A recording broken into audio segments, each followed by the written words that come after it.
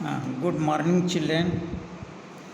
बच्चों, आज मैं आपको काव्य का तीसरा पाठ रसखान जी के बारे में पहले कुछ बतलाऊंगा, उनके बाद उनकी रचनाओं की व्याख्या करूंगा। रसखान कवि एक मुसलमान कवि थे और एक मुसलमान होते हुए भी उन्होंने जिस तरह से कृष्ण के बाल लीलाओं का वर्णन किया है, शायद वैसा हिंदुओं में भी कोई कवि नहीं कर पाया है। उन्होंने उनके बचपन की कुछ बातों का जिक्र करते हुए इस प्रकार वर्णन किया है। मानुष वे श्री कृष्ण की भक्ति में अपने को पूरी तरह से न्यौछावर कर दिए हैं, जैसा कि उनकी कविता से ज्ञात होता है। उन्होंने लिखा है कि मानुष हूँ तो वहीं रसखान बसौ ब्रज गोकुल गाँव के द्वारा। भगवान श्री कृष्ण की आराधना करते हुए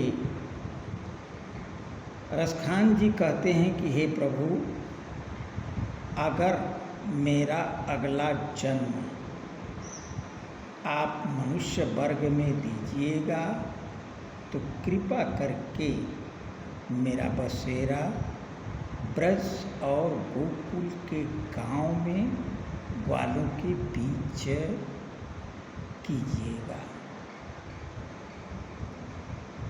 दूसरी लाइन में कहा है, जो पशु हों तो कहाँ बस मेरो, चरो नित नंद की धेनु मझारा।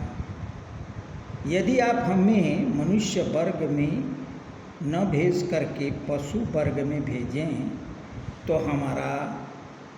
तो मैं हमेशा नंद जी के गायों के बीच में चरा करूं, अर्थात हमें आप नंद जी की गाय बनाइएगा।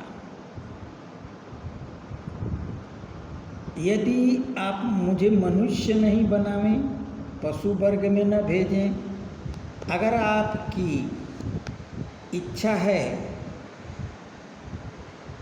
कि अगला जन्म में आप हमें पत्थर बनावें, तो आपसे मेरी विनती है। तीसरी लाइन देखो बच्चों कि पाहन हों तो वहीं गिरि को जो कियो हरि छत्र पुरंदर धारण। यदि आप मुझे पत्थर बनाना चाहते हैं तो मेरी आपसे विनती है कि हमें उस पहाड़ का पत्थर बनाइएगा जिसको कि कृष्ण ने इंद्र जी के कारण अपनी अंगुली पर धारण किया था, अर्थात हमें गोवर्धन पर्वत का पत्थर बनाइएगा। अंतिम इच्छा व्यक्त करते हुए उन्होंने चौथी लाइन में लिखा है कि जो खग हों तो बसेरा करो, मिली कालिंदी कूल कदम्ब की डारा।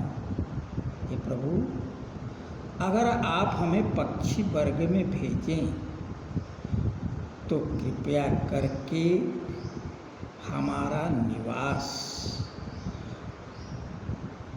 यमुना नदी के किनारे कदम्ब की डाल पर हो, अर्थात